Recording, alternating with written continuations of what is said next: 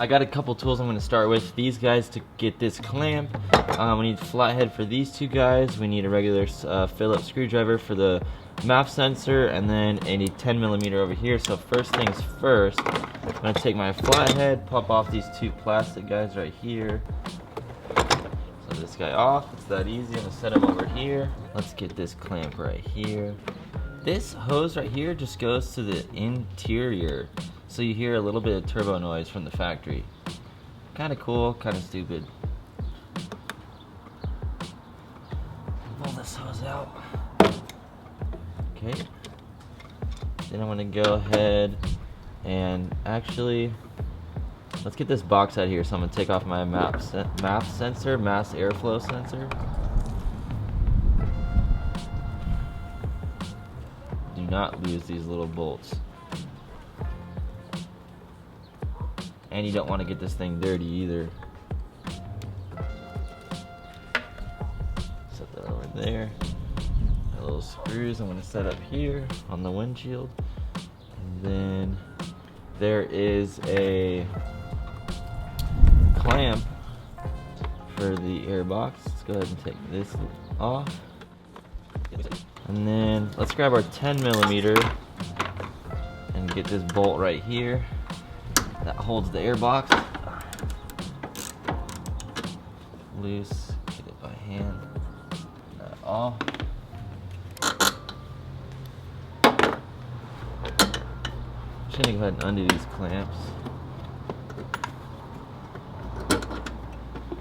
Maybe this will make it easier or harder. There's another clamp right here. Move these out of the way. Pull this out. Alright, that's the one side of the stock intake. Let's pull out the front half. Oh, there's a bolt down here that looks like a 10mm. Yeah, I'm gonna get a really long extension for this.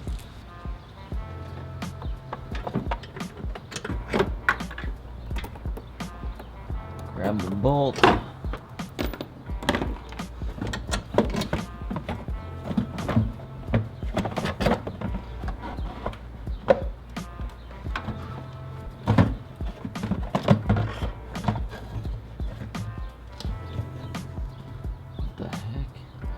If you know what the heck this tank is for on the bottom of this stock intake, please comment below. I'm assuming it's in case water gets in there. If you were to like sink the car, I don't know. Could be an idiot. Let me know. Next thing we need to do is go ahead and pull this part of the intake off.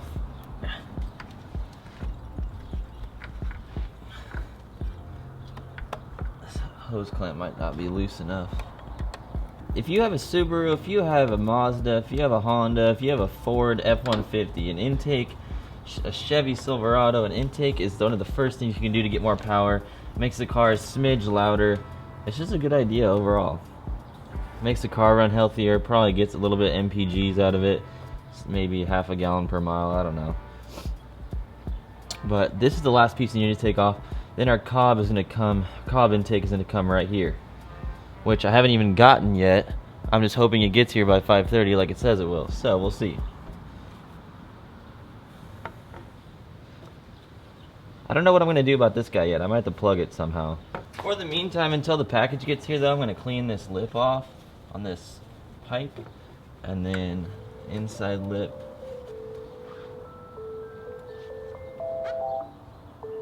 And then stuff this clean towel in here so nothing gets in here because it's windy outside.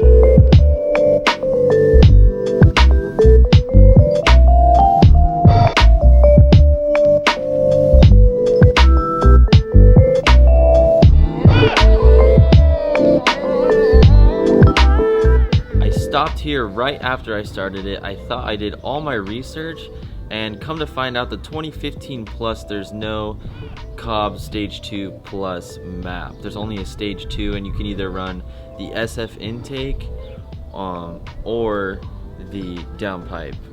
One or the other, not both. You can't run an intake and a downpipe because the injectors apparently can't keep up. I'm going to read you guys what I found on this Cobb forum from one of the employees at Cobb talking about what would happen.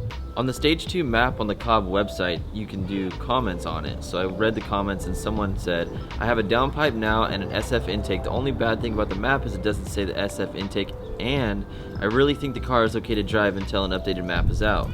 And the guy at Cobb came back and commented and replied and said the stock fuel system can handle one or the other, intake or downpipe. The options are to add the intake and run the Stage 1 plus SF map, or add the downpipe and run the Stage 2 maps. These are also Stage 3 maps now available that can handle both intake and exhaust, but also require fuel system upgrades, which are also available. If you can configure your vehicle at the top of the page and click the products, blah blah blah. If you continue to run the car in its current configuration, it could potentially cause damage. So, I need to get injectors, so I reached out to a local shop around here, and they shot me a quote for 350 wheel horsepower setup plus a Pro Tune. I talked to the shop and they wanted to set me up with a AEM E85 high flow in-tank fuel pump with hooks, a plug-and-play harness for the new injectors for those, Injector Dynamics ID 1050X top feed fuel injectors, a Subaru flex fuel package includes fuel pressure kit, from an intercooler. It comes with a duct and an IC hose, intercooler hose, and they were going to install a Y block for the Y, or to create a Y, because for the fuel system, to my understanding, when the fuel line comes out, it goes to one side of the motor, and then the line that goes to the other side of the motor is a little bit longer, so from the 2,000 to 3,000 RPM range, you can kind of feel that lag of the one side starving for fuel. So that they just do a Y, they make a Y in the fuel line so it goes perfectly to both sides at the same time. You don't have that like lag. And then they charge for a flex fuel calibration and the dyno tune, and that came out to $4,222. So I'm not saying I'm going to go straight through this shop, but that's kind of a base of what I need. I'll throw a screenshot up on the screen of all the parts, and then I might buy like the intercooler and probably a couple other things and install them myself, and then have them do the injectors and whatnot. Comment below if you guys agree with what they're saying I should get. Tell me what you guys are running. Tell me what you guys have Pro Tuned. I'm trying to just stay, around 350 to 400 horsepower to keep it reliable. So I put the stock intake back on for now. It's really a bummer, but I wish I would have done my homework. I swore like my last Mazda there was like a map for every single mod, but I should have done my homework, and it's a 2015 Plus. They just know Stage 2 Plus map for the intake and the downpipe. So I think that is it. If you guys have any situations close to mine, if you guys are running the Stage 2 map with an intake and downpipe, I'm sure it's fine, but when you do full boost, I'm sure you run lean because the injectors can't keep up. So appreciate you guys watching the video. I'll catch you in the next one. Later.